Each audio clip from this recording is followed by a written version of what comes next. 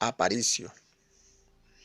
Él había terminado el desayuno antes que su hermana Runneli y que su madre Inés Alicia.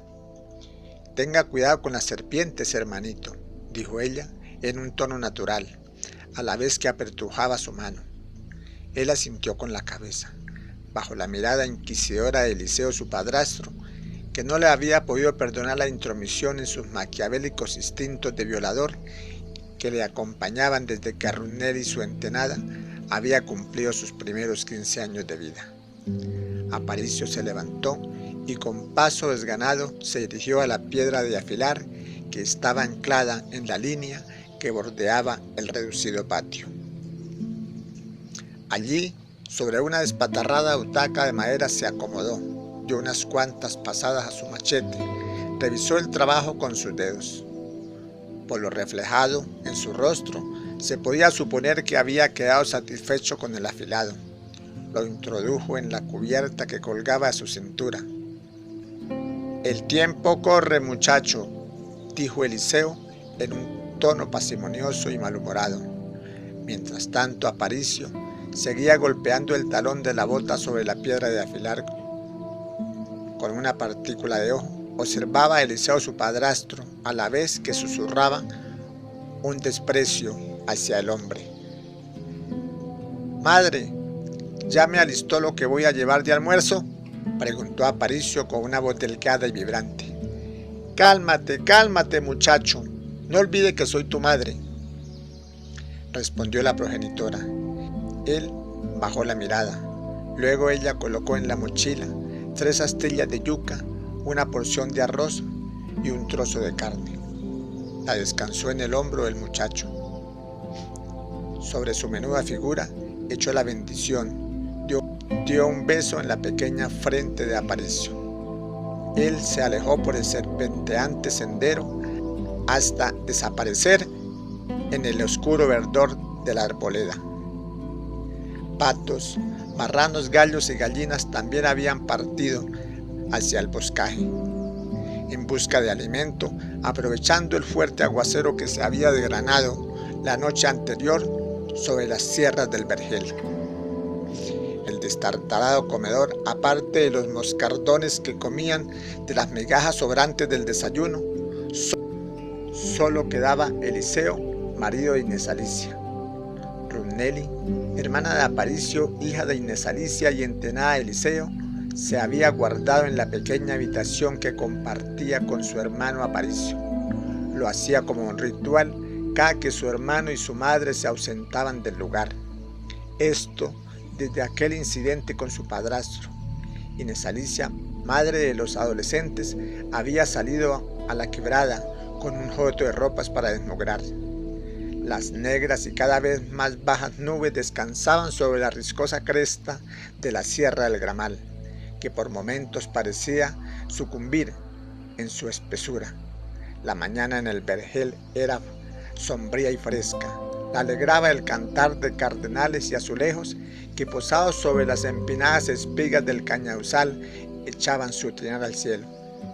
El muchacho de vez en vez recogía piedrecillas para su cauchera mientras caminaba rumbo a la huerta de su madre, ahora a cargo de Eliseo, su nuevo padrastro. Las torcasas por bandadas revoloteaban sobre la cabeza de Aparicio. Disparó unas cuantas piedrecillas. Se malhumoró, no tuvo suerte. Decidió dejar la cacería para otra ocasión. Apuró el paso. Al llegar a la plantación, Aparicio pasó a rastras su menudo cuerpo bajo la alambrada. Caminó unos metros, luego se percató que había dejado olvidada la mochila y el sombrero. La había dejado a la orilla del caminillo por donde venía. Se regresó. «Esta porquería», dijo apretando los dientes. Tiró el sombrero sobre su cabeza. Arrastrándose bajo la alambrada, volvió a pasar. Se adentró en el cafetal. Más adelante se dio cuenta que no llevaba la mochila. «Maldita sea», todo por estar pensando cómo acabar con la vida de este estúpido viejo. Se regresó, atravesó el plantío nuevamente. hasta llegar a una improvisada ramada que utilizaba su padrastro cuando recolectaban el café. Allí descansó la mochila y salió a observar el río Negro, que amenazaba con desbordarse y desaparecer del planteo de su madre. El muchacho nunca había visto tal espectáculo. Estaba maravillado con el enorme caudal que llevaba el enfurecido río Negro. Observó a su alrededor. El vaho del barro batido giraba en el entorno de la plantación.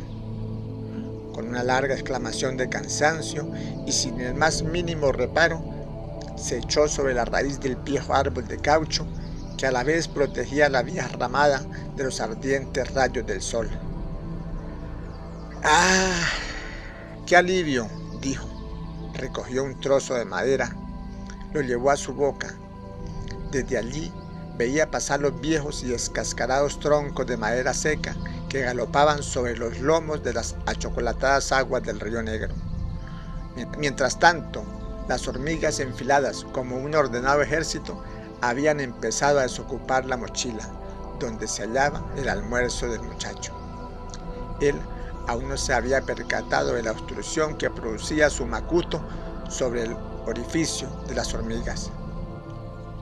Los ojos de Aparicio, junto con su imaginación, se perdían en la distancia, adheridos a un enorme tronco de cedro rojo que pronto desapareció de la vista de Aparicio. Después de un largo rato, Aparicio se levantó, asustado. Sus ojos aún se veían adormitados. Tornaba la vista a su alrededor. Recogió el sombrero. De inmediato se puso en pie. «Parece que me he quedado dormido», murmuró. Observó la sombra que dibujaba la figura de la vieja ramada sobre el suelo. «Esta tarde», se dijo. Al juzgar por la ubicación de la sombra, Aparicio pudo suponer que ya eran más de las 2 de la tarde. Su corazón se agitó, agrandó sus ojos, corrió al sitio que le había indicado su padrastro. De inmediato se puso a yerbar como se lo habían ordenado. Pero este impulso solo duró unos pocos minutos. Su labor se vio interrumpida por los terroríficos alaridos provenientes del predio del viejo Amín, como le decía Eliseo a su vecino. Rápidamente el muchacho tiró el azadón, caminó sigilosamente por entre los árboles de cacao y naranjos atiborrados de frutos de oro, hasta llegar a la frondosa mata del bijao, donde se ocultó.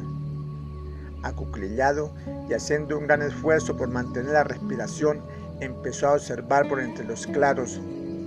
No veía nada diferente a árboles y una que otra avecilla en busca de maduros frutos. De repente volvieron los alaridos, un poco más a la izquierda, a unos 30 metros de donde él estaba. Los dos hombres se injuriaban recíprocamente. Luego sus espantados ojos vieron al mismo Eliseo Angarita, marido de su madre, que se abalanzaba sobre la humanidad del desgarbado Amín. Por pasajes se entrelazaban, se soltaban y se volvían a tomar. En un descuido de su vecino, Eliseo sacó de la parte trasera de su pantalón un enorme cuchillo que sin el más mínimo pudor clavó en el pecho del desgarbado Amín.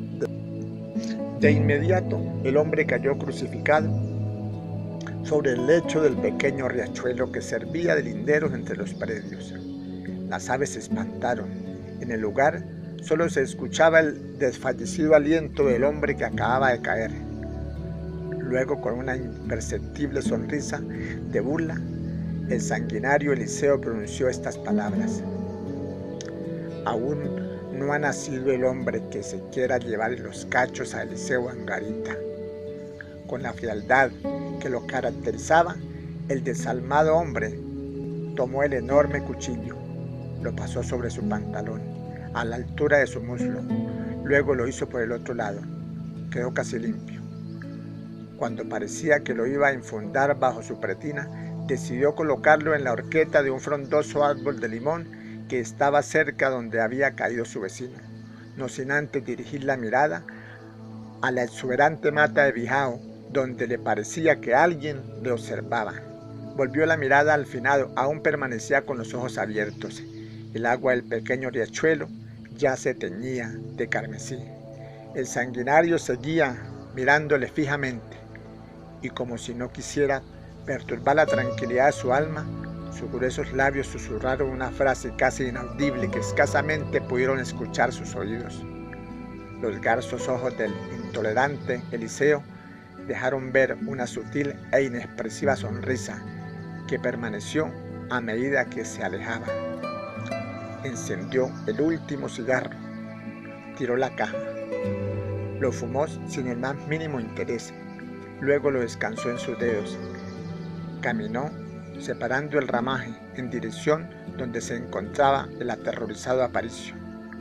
Con sus ojos cada vez más espantados por lo que acababa de ver, el muchacho, como una liebre que ha sido descubierta por su cazador, salió despavorido de la mata de Bijao, dando saltos por entre la hierba que aún no había sido arrancada. Volvió al lugar de trabajo, empezó a yerbar como si se encontrara en la recta final de una reñida competencia. El rumor del azadón golpeando la tierra y el cantar de las alborotadas guacharacas no ahogaban el escandaloso crujir de las secas ramas que se partían al paso del gran cuerpo indolente. El corazón del preocupado Aparicio retumbaba en sus oídos cada vez con más fuerza. ¿Qué tal que éste se haya dado cuenta que yo lo observaba?, se decía. Volvió a levantar la cabeza, esta vez un poco menos que la vez anterior. Lo observó por debajo del ala de su sombrero. Ya estaba a solo unos pasos. No le diré nada, tampoco le diré que lo vi cuando le enterraba el cuchillo al viejo Amín. De repente, esa voz, la misma que había empezado a utilizar Eliseo desde que Aparicio se había interpuesto en su camino aquella noche cuando quiso abusar de su hermana. «Oiga», dijo el hombre. Aparicio exhaló. Luego se desdobló, le miró a los ojos. Su cara era seria y amarga. «Usted sí no sirves para nada, no ha yerbado ni donde se echa una perra». El hombre acomodó el sombrero que se le había escurrido sobre la oreja derecha. «Eres un bueno para nada, ¿no es verdad?», preguntó el malhumorado Eliseo. Él seguía en silencio e inmóvil, sin quitar los ojos del adusto rostro de su padrastro. «¿No es verdad?», volvió a preguntar en un tono más fuerte. El miedo se había apoderado del enjuto cuerpo de Aparicio. Parecía concentrado con mayor intensidad en su garganta y en su lengua. Luego, haciendo un gran esfuerzo por detener el castañeo de sus dientes, el muchacho pronunció una tímida y entrecortada respuesta. «Sí, señor, es verdad». El aparente cinismo de Aparicio desató la ira de su padrastro, que sin mediar palabra le echó mano por la parte trasera de su pretina y con la otra lo tomó por el cuello de su camisa. Caminó unos pasos y lo lanzó a las corrientosas aguas del río Negro. Luego sacudió sus manos, como despojándose de cualquier culpabilidad. Sus ojos dejaron ver de nuevo esa imperceptible sonrisa de burla que le era habitual en situaciones extremas. En pocos segundos el muchacho había desaparecido de la superficie, luego emergía y volvía a desaparecer. Así recorrió casi 100 metros, suficientes para que desapareciera a la vista de Eliseo, que al ver que el muchacho había desaparecido de su vista, decidió retirarse de la orilla. Mientras tanto, Aparicio luchaba con las furiosas aguas del río Negro para arrebatarle un tronco que pudiera salvar su vida. El tiempo parecía haberse distorsionado para el aterrorizado Aparicio. Los segundos parecían minutos, los minutos horas. Al fin logró asirse a un leño montado por cortísimos pasajes sobre el lomo del pequeño tronco. El muchacho cabalgó otros 100 metros, río abajo, hasta que un remolino frenó su cabalgada. Ahí dio unas cuantas vueltas, Luego siguió aguas abajo, ya recostado a la orilla del plantío de su madre. Dios mío, repetía Aparicio cada que salía a la superficie. Y como una inmediata respuesta al Creador, una larga vara de caña brava apareció ante sus ojos. El muchacho, sin dudarlo, se agarró con todas sus fuerzas hasta lograr salir a la orilla. Un poco mareado y con una fastidiosa tos convulsiva que aún no había cesado, se posó sobre la barranca a la orilla de las aguas del río Negro, su rostro inclinado, su boca de par en par. Un hilo de espesa saliva se aproximaba al piso. Sostenía el pantalón con una mano mientras con la otra trataba de colocar el zapato en su lugar. El momento se te llegará, hijo de perra, murmuró Aparicio. Cuando el muchacho hubo descansado un poco, empezó a planear lo que diría al llegar a casa. No quería contar lo sucedido a su madre, pues sabía que cualquier reclamo que ella le hiciera a Eliseo, la única damnificada sería su progenitora, como cuando ella le reclamó por haber colocado una carga de maíz sobre sus espaldas y él no se había podido levantar. El reclamo de esa tarde, por poco y le cuesta la vida a Inés Alicia, madre de los adolescentes. Ya con el plan finiquitado, Aparicio fue hasta la ramada a recoger la mochila. Media hora más tarde regresó aún más agitado que cuando salió de las aguas. Emprendió su marcha por entre la maleza hasta encontrar el camino que lo llevaría a la vereda del monte donde se encontraba la casa de su madre. Mientras caminaba por entre el pedregoso sendero, Aparicio se quitó la camisa y empezó a escurrirla. Esto por si mi madre me ve antes que yo me esconda, monologó. Luego se quitó el pantalón. Lo retorció tantas veces que lo dejó casi seco, un poco más que la camisa. Se sintió tranquilo. Aparicio sabía que no podía llegar a casa con las ropas húmedas, pues su madre le había prohibido bañarse en aguas del río Negro, aunque él no lo había hecho por voluntad propia. El muchacho tenía conciencia que su madre no le creería una versión de tal tamaño, pues ella había dejado notar que le creía más a su padrastro que a él. Repetitivas situaciones que lo habían llevado a ocultar ciertos sucesos, como cuando Eliseo, su padrastro, apuñaló a un hombre en las fiestas patronales de la Sierra de Gramal, solo por haberle prohibido amarrar el caballo donde él quería. Y cuando una noche después que ella se acostara, Eliseo, su padrastro, tratara de sobrepasarse con Rusnelli, su hermana. Serían las 5 de la tarde, acaso más. El poniente, cada vez más rojizo, atravesaba la frondosidad de los seculares árboles que circundaban el vergel. Las gallinas ya miraban la ruinosa escalera que descansaba sobre el parapeto. Aparicio, casi en cuclillas y queriendo desaparecer bajo las grandes alas de su sombrero, pasó sigilosamente por la parte trasera de la casa hasta llegar a la cocina.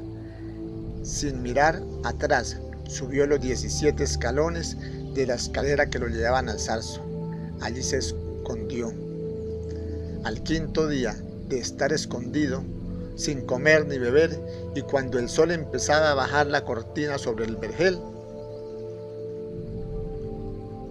Aparicio vio por entre las pequeñas endijas que dejaban las guaduas del zarzo que apareció un hombre que, si él no hubiese estado acostado, se hubiera derrumbado como un frágil castillo de naipes. El aterrorizado muchacho no pronunció palabra alguna. Sus ojos se quedaron congelados al ver en el pequeño patio al difunto Amín descargando del lomo de una colorada mula el cuerpo sin vida de Eliseo Angarita, su padrastro. Fin.